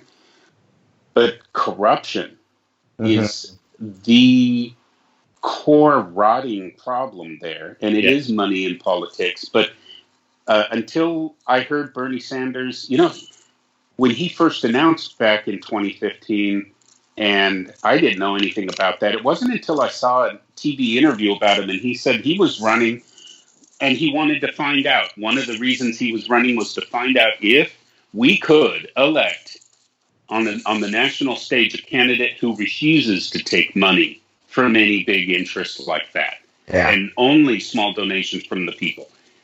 And when he said that, I was like, no. And I think most Americans still think the old political playbook is still real. They see Bernie, even though it happened really well last year. When he announced this year and when he, the money he raised in 2016 cycle, he's proved them wrong. But people haven't seen its success totally yet, except for, 2018 and freedom, the Justice Democrats and AOC. My goodness, such wonderful. But more, we need more so that people say, oh, no, that is really viable. I hate how slow it works. But most people think that's how politics is, and they're somehow okay with it. Big money's going to pay for elections. So, yeah, I'd love him to talk that up a lot more.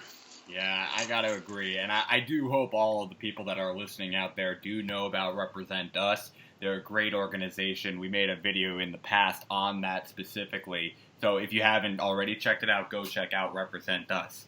And so that's going to bring us to our final segment, which is our 3-on-3, which is I'm going to be giving you a list of 3 policies. It's a multiple choice. It's an opinion question, so there is no wrong answers.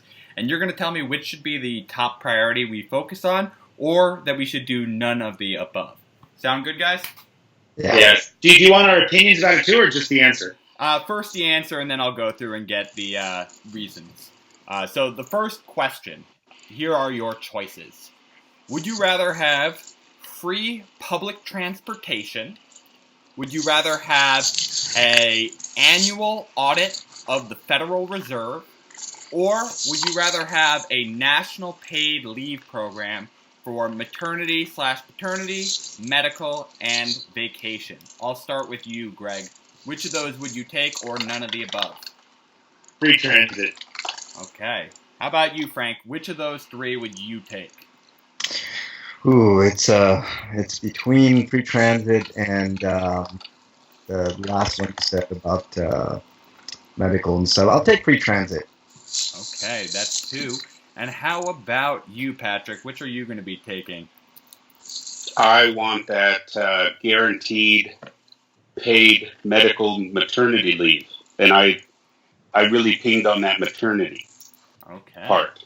So, Greg and Frank, what did you guys think in your minds when you said free public transit was the most important one? Let's start with Greg. Well, first thing I think my main question when I'm listening to this list is which one is going to help the most people and which one affects.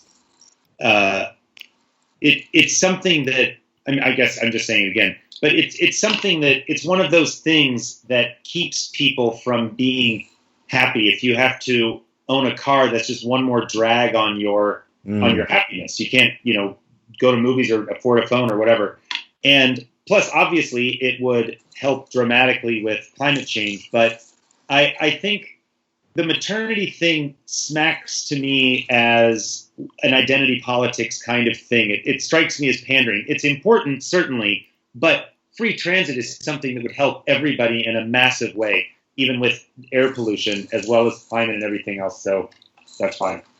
Okay, how about you, Frank? Did you have the same reasons, or was there another reason you picked free public transportation? The same, plus I have a personal vested interest. I don't have a car. I don't own a car right now. And it's really difficult to get from point A to point B for almost anything. And when I do, I have to pay outrageous.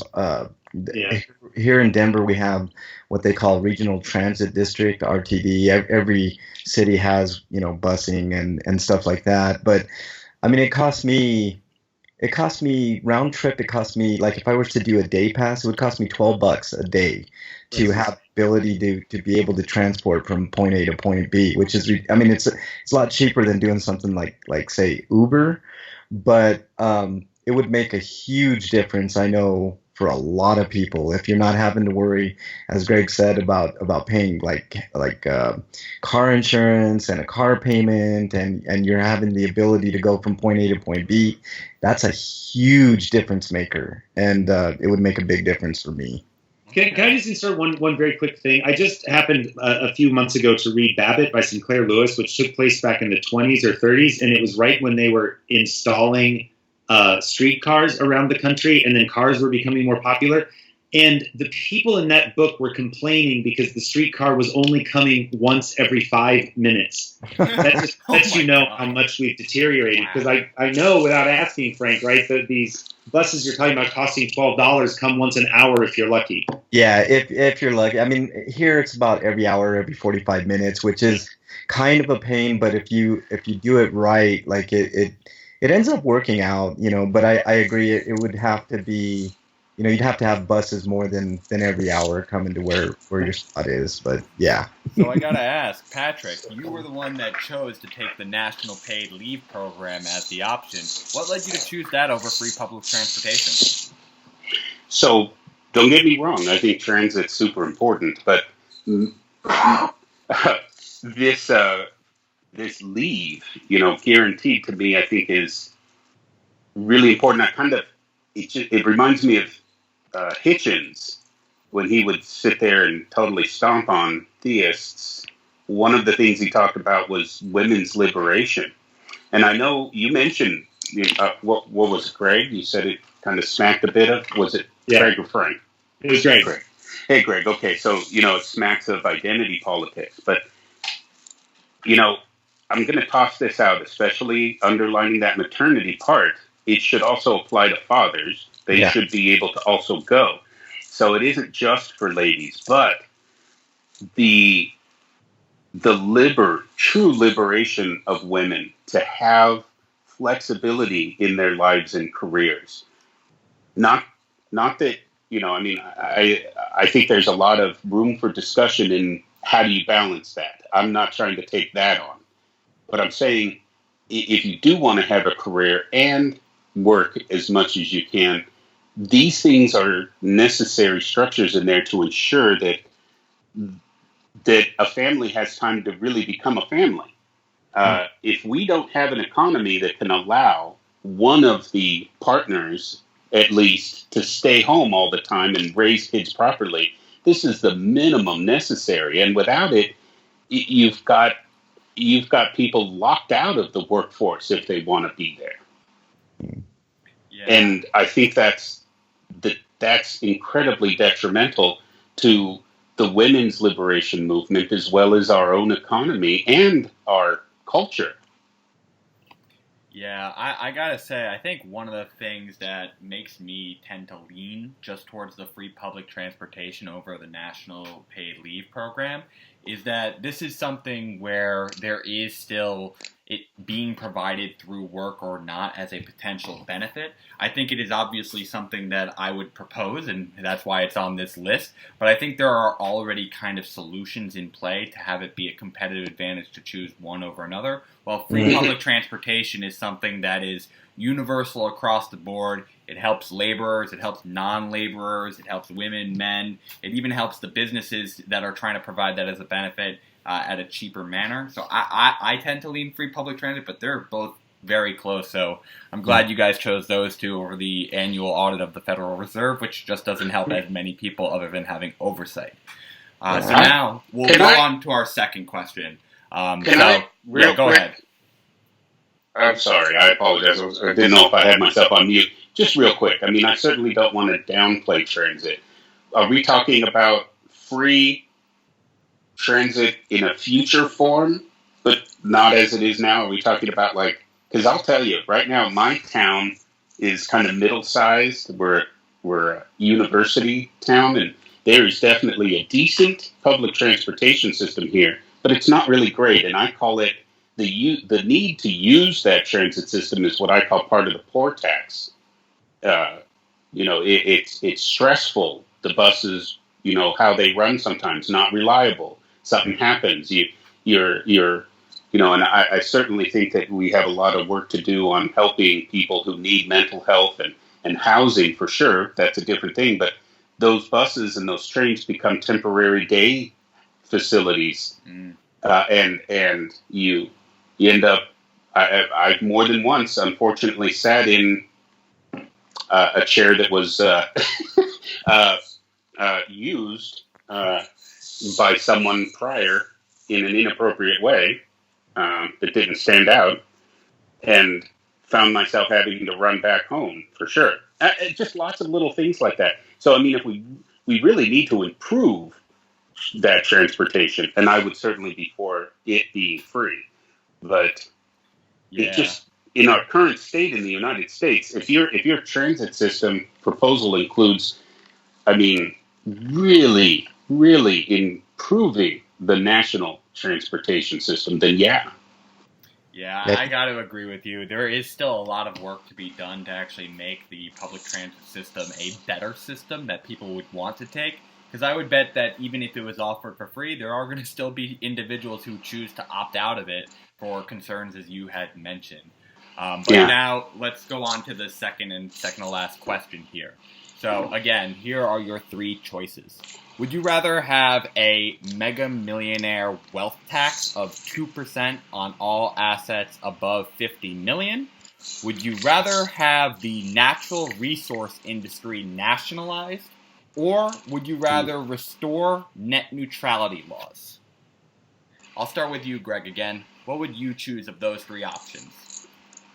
That's tough between 1 and 2. I think I would have to say 1 is more important. Okay. But 2 is an awful big one, but I guess we can talk about it. I'll go with 1. How about you, Frank? What would you take? Would you rather have the mega millionaire wealth tax, nationalizing the natural resource industry, or restoring net neutrality laws?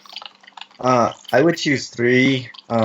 One, I'm not going to give an opinion, but I just want to say real quickly, I believe more in a corporate tax than taxing. I mean, that's I agree with that too. I think 2% is low, but I think the effective corporate tax rate in the 50s was somewhere between 70 and 90%. I think that's a lot more effective. Okay. So I would choose 3. Okay, and how about you, Patrick? Which of those 3 would you want? The wealth tax, nationalizing natural resource industry, or restoring net neutrality? I want that wealth tax. Okay, 2 for the wealth tax. So let's start off with Greg. What made you choose the wealth tax? Well, the 2 that I think are important, I really like the nationalizing the resources as well. I don't remember. I came across this comment a little while ago, and it really struck me that the wealth inequality in this country stems from it's like an original sin for this country, along with slavery, is that we gave individual people the train tracks and the rights to the coal mines and everything else. And from that point on, those people, the Rockefellers and the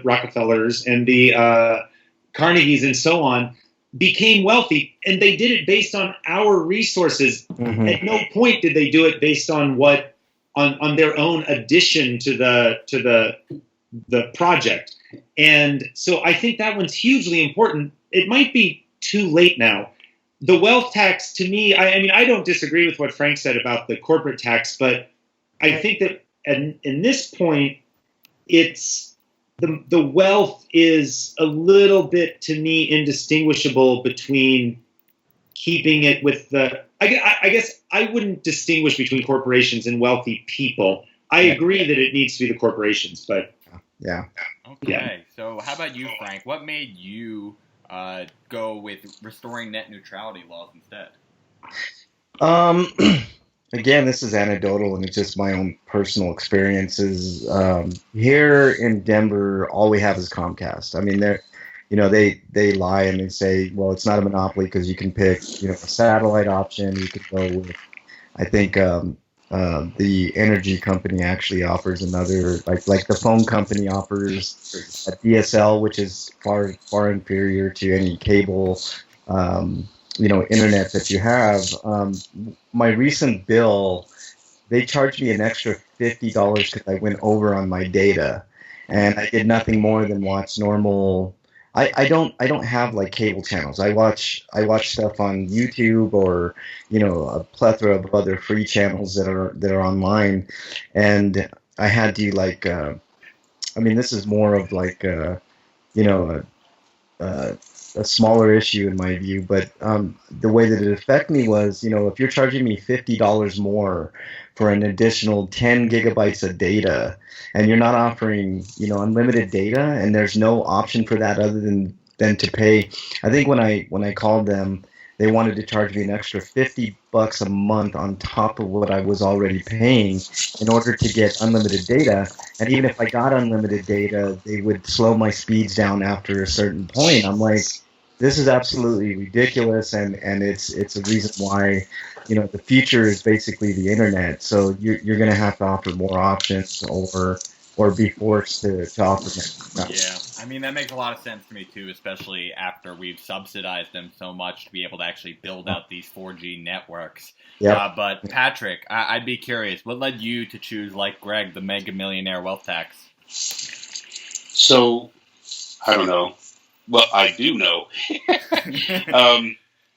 Yeah, I have a core belief that there really should be no such thing as individual multi-billionaires. Yes. It just, in the big scheme of things, and I know this definitely sends chills down the spine of a lot of free market capitalists in that sense, but you can't, when you're at that kind of level of wealth, and we're talking about like 0.5% here, we're not, people who have tens of billions of dollars. It's just, you can't even spend it if you wanted to. And anything you try to do, you end up making money on anyway in our system.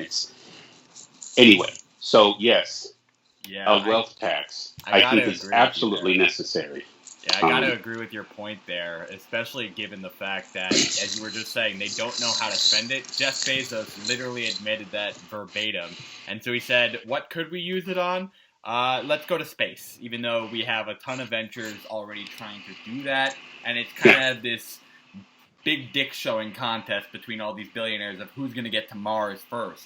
And I also have to say, these people have undue influence. When you consider Bezos's companies establishing a media network through things like the Washington Post, having a surveillance system with things like the Amazon Echo as well as Ring, having the net worth of the 16th largest country on Earth in terms of GDP, he is essentially his own nation state. And so I don't think any person should achieve nation state status.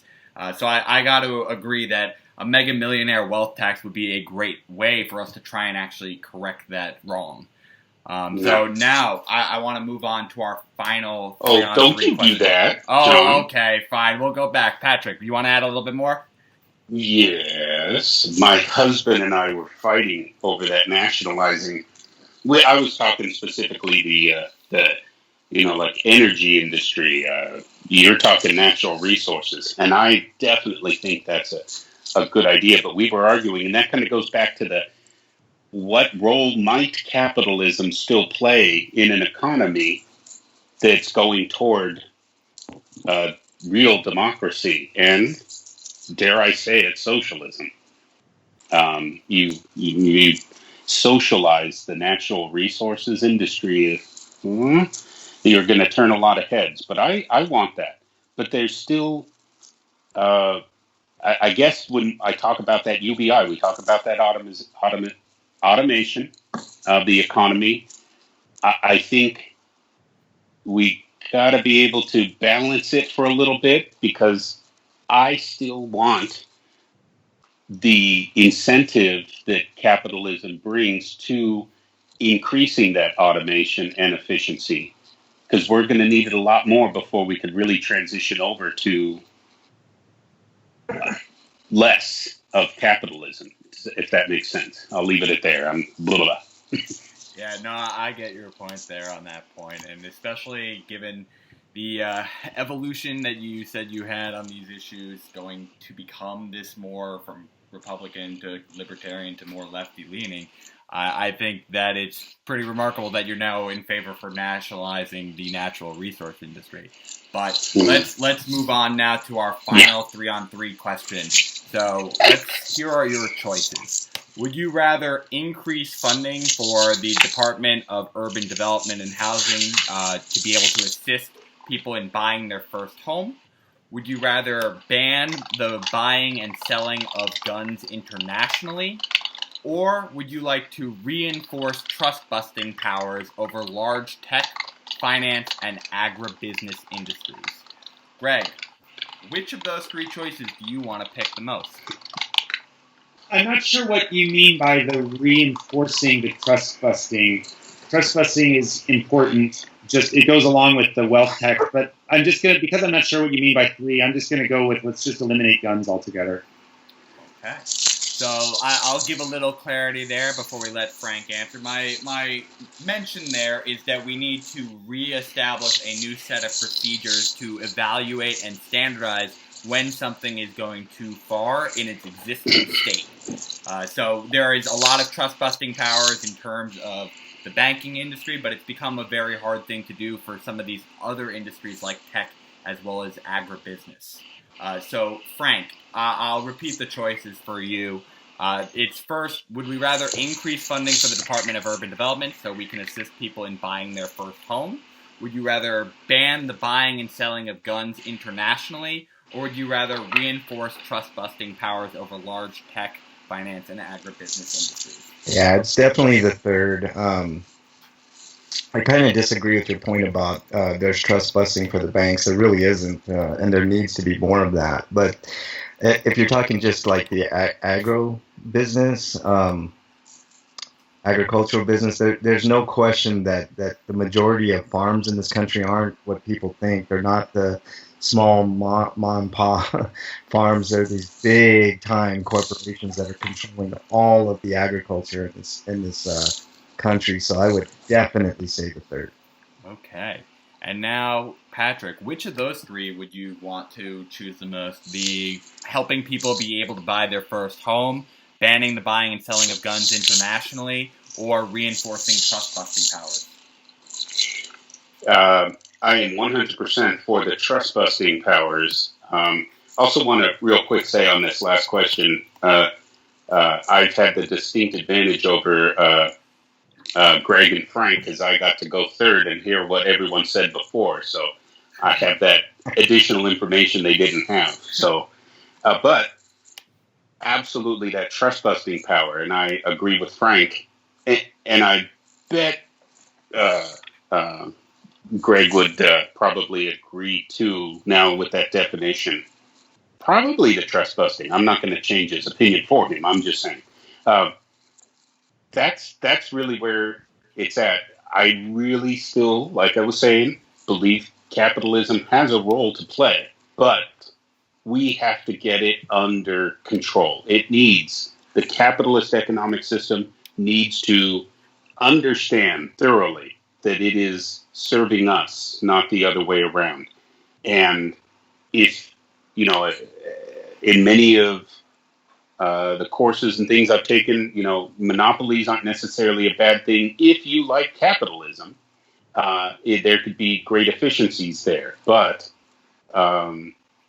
we have the biggest, most, I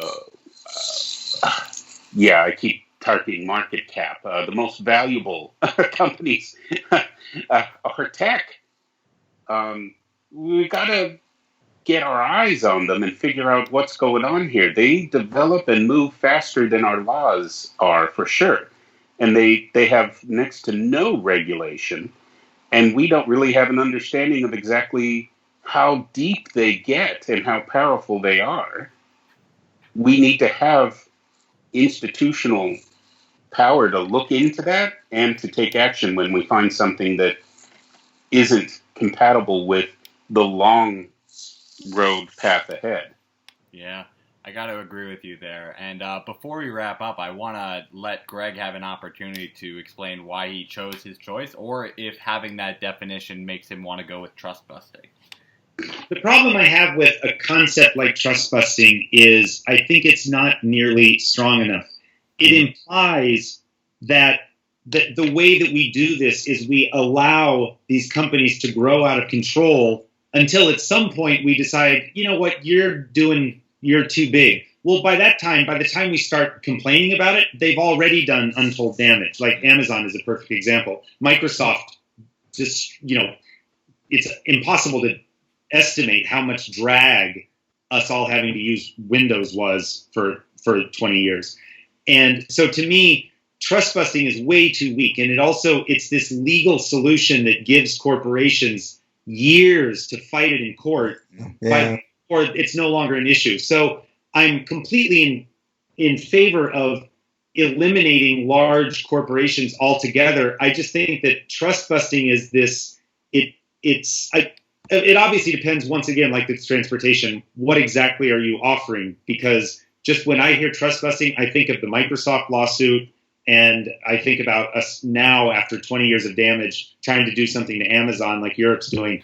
It's not enough. It needs to be prevented from ever getting big in the first place. Yeah. And so the point is, however, completely getting rid of guns, that's one of those huge things. It's like, yeah, if that's my option, let's do that. So, yeah, I got to agree with you. In my mind, the banning of guns internationally is one of the biggest sins of the NRA. It's had many an article showing how the American gun culture has funded crime overseas because we have too much of a surplus of guns. So if we can simply actually curtail our own problems, we're going to also help lead international peace in some regards because of that. But with that being said, I want to just thank you all for coming on today. It was really great being able to talk with you all on how we can actually spur on a more efficient and ethical economy. But I just want to let you all have an opportunity to let the fans out there know what you have going on currently. So, Greg, is there anything you want to let the Rosebuds out there know that you have going on?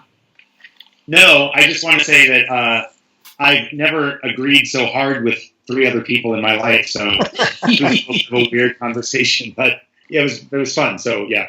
Well, we're glad that we got to have you on so you could find all this agreement. So, Frank, do you have anything out there you want to let the folks out there know you got going on?